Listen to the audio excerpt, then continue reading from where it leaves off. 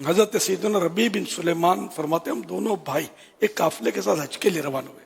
جب کوفے پہنچے میں کچھ خریدنے کے لیے بازار کی طرف نکلا.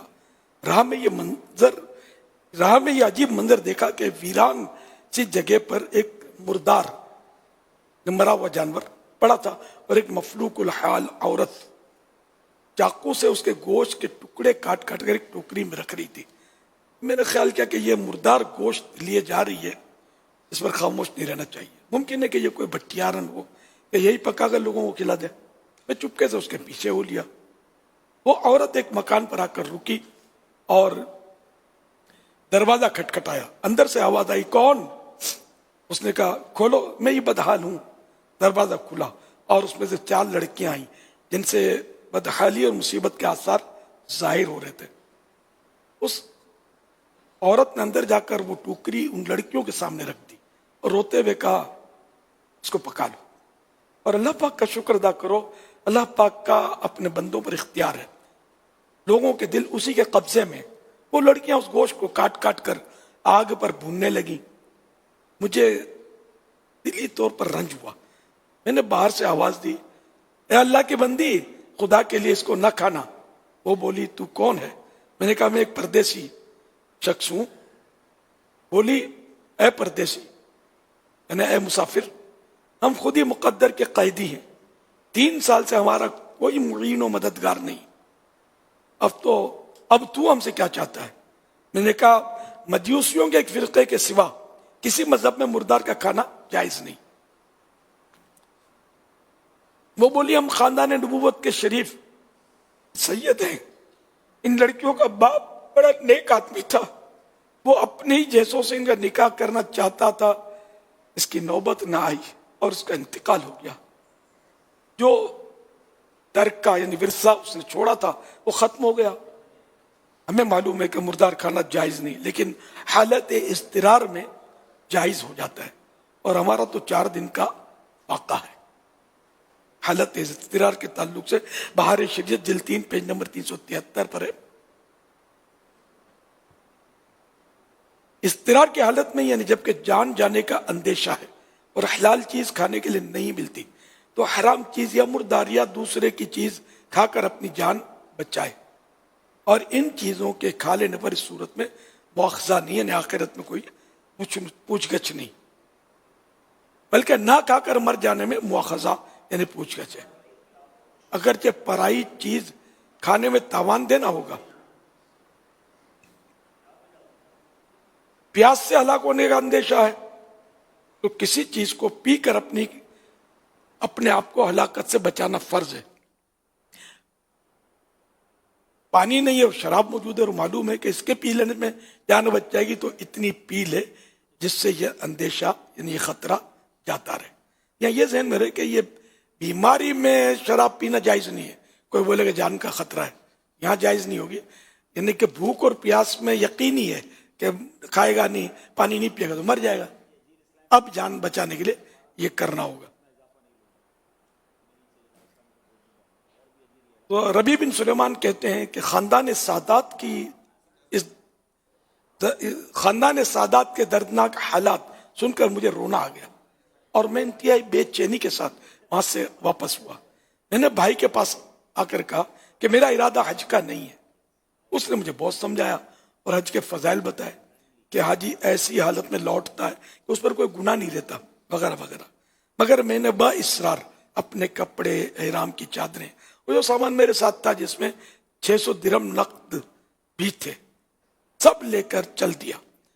بازار سے 100 درہم کا آٹا اور 100 درہم کا کپڑا خریدا اور باقی 400 درہم آٹے میں چھپا دیے اور سیدوں کے گھر پہنچا اور سب سامان, کپڑے اور آٹا وغیرہ ان کو پیش کر دیا. اس عورت نے اللہ پاک کا شکر ادا کیا اور اس طرح دعا دی, اے ابن سلیمان, اللہ پاک تیرے اگلے پچھلے سب گناہ معاف کرے اور تجھے حج کا ثواب اور اپنی جنت میں جگہ عطا فرمائے اور اس کا ایسا بدلہ عطا کرے جو تجھ پر بھی ظاہر ہو جائے. سب سے بڑی لڑکی نے دعا دی, اللہ پاک تیرا اجر دگنا کرے, نے ڈبل, اور تیرے گناہ معاف فرمائے. دوسری نے اس طرح دعا دی، اللہ پاک تجھے اس سے بہت زیادہ عطا فرمائے جتنا تو نے ہمیں دیا۔ تیسری نے دعا دیتے ہوئے کہا اللہ پاک ہمارے نانا جان رحمت عالمیان صلی اللہ علیہ وآلہ وسلم کے ساتھ تیرا حشر کرے، یعنی تجھے اٹھائے۔ چوتھی نے جو سب سے چھوٹی تھی اس نے یوں دعا دی، اے اللہ پاک جس نے ہم پر احسان کیا تو اس کا نعم البدل ان الٹرنیٹ اس کو جلدی عطا کر اور اس کے اگلے پچھلے گناہ معاف فرما۔ حاجیوں کا قافلہ روانہ ہو گیا اور میں اس کی واپسی کے انتظار میں کوفے ہی میں مجبوراً پڑا رہا، یہاں تک کہ حاجیوں کی واپسی شروع ہوئی۔ جو ہی حاجیوں کا ایک قافلہ میری آنکھوں کے سامنے آیا، اپنی حج کی سعادت سے محرومی پر میرے آنسو نکل آئے۔ میں ان سے دعائیں لینے کے لیے آگے بڑھا۔ جب ان سے ملاقات کر کے میں نے کہا اللہ پاک آپ حضرات کا حج قبول فرمائے اور آپ کے اخراجات کا بہترین بدل عطا کرے، ان میں سے ایک حاجی نے حیرت کا اظہار کرتے ہوئے کہا کہ یہ دعا کیسی؟ میں نے کہا ایسے غمزدہ شخص کی دعا جو دروازے تک پہنچ کر حاضری سے محروم رہ گیا۔ وہ کہنے لگا بڑے تعجب کی بات ہے کہ آپ وہاں جانے سے انکار کرتے ہیں، کیا آپ ہمارے ساتھ عرفات کے میدان میں نہیں تھے؟ کیا آپ نے ہمارے ساتھ شیطان کو کنکریاں نہیں ماری تھی؟ اور کیا آپ نے ہمارے ساتھ طواف نہیں کیے؟ میں اپنے دل میں سوچنے لگا کہ یقیناً یہ اللہ پاک کا خصوصی لطف و کرم ہے۔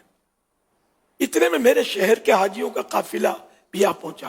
میں نے ان سے بھی کہا کہ اللہ آپ خوش نصیبوں کی صحیح مشکور فرمائے اور آپ کا حج قبول کرے۔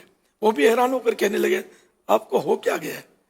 یہ اجنبیت کیسی کہ آپ عرفات میں ہمارے ساتھ نہ تھے؟ کہ آپ نے مل جل کر رمی جمرات نہیں کی تھی؟ ان میں سے حاجی صاحب آگے بڑھے اور میرے قریب آ کر کہنے لگے بھائی انجان کیوں بنتے ہیں؟ ہم مکے مدینے میں اکٹھے ہی تو تھے۔ یہ دیکھیے جب ہم روضہ اطہر کی زیارت کر کے باب جبرائیل سے باہر آ رہے تھے تو اس وقت بھیڑ کی وجہ سے آپ نے یہ تھیلی مجھے بطور امانت دی تھی جس کی مہر پر لکھا ہوا ہے من عاملنا ربحا، یعنی جو ہم سے معاملہ کرتا ہے نفع پاتا ہے۔ یہ لیجیے اپنی تھیلی۔ حضرت ربیع علیہ رحمت اللہ البدیع فرماتے ہیں کہ خدا کی قسم میں نے اس تھیلی کو اس سے پہلے کبھی دیکھا بھی نہ تھا۔ خیر میں نے تھیلی لے لی، عشاء کی نماز پڑھ کر اپنا وظیفہ پورا کیا اور لیٹ گیا اور سوچتا رہا کہ آخر قصہ کیا ہے۔ اسی میں نیند نے گھیر لیا، میری ظاہری آنکھ تو کیا بند ہوئی، دل کی آنکھ کھل گئی۔ الحمدللہ میں نے خواب میں جناب رسالت مآب صلی اللہ علیہ وسلم کے دیدار سے شرف یاب ہوا۔ میں نے اپنے مکی مدنی آقا صلی اللہ علیہ وسلم کی خدمت بابرکت میں سلام عرض کیا اور دست بوسی کی، ہاتھ چومے۔ شاہ خیر الانام صلی اللہ علیہ وآلہ وسلم تبسم فرماتے ہوئے مسکراتے ہوئے سلام کا جواب ارشاد فرمایا اور فرمایا اے ربیع ہم کتنے گواہ قائم کریں اور تم ہو کہ قبول ہی نہیں کرتے۔ سنو بات یہ ہے کہ جب تم نے اس خاتون پر جو میری اولاد میں سے تھی احسان کیا اور اپنا زیادہ راہ ایثار کر کے اپنا حج ملتوی کر دیا تو میں نے اللہ پاک سے دعا کی کہ وہ اس کا نعم البدل تمہیں عنایت فرمائے۔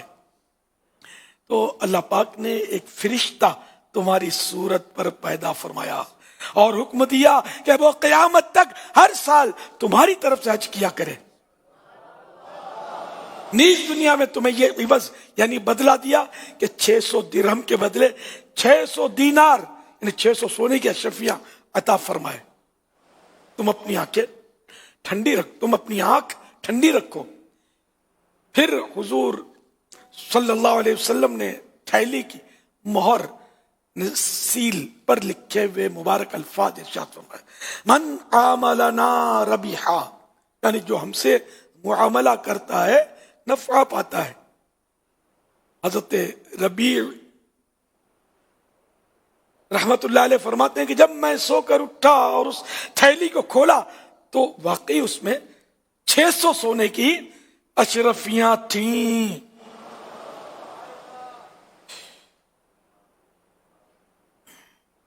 اللہ پاک کی ان پر رحمت ہو اور ان کے صدقے ہماری بے حساب مغفرت ہو، آمین بجاہ خاتم النبیین صلی اللہ علیہ وسلم۔ تیرے قدموں کا تبرک ید بیضائے کلیم، تیرے ہاتھوں کا دیا فضل مسیحائی ہے، صلو علی الحبیب صلی اللہ علی محمد. تو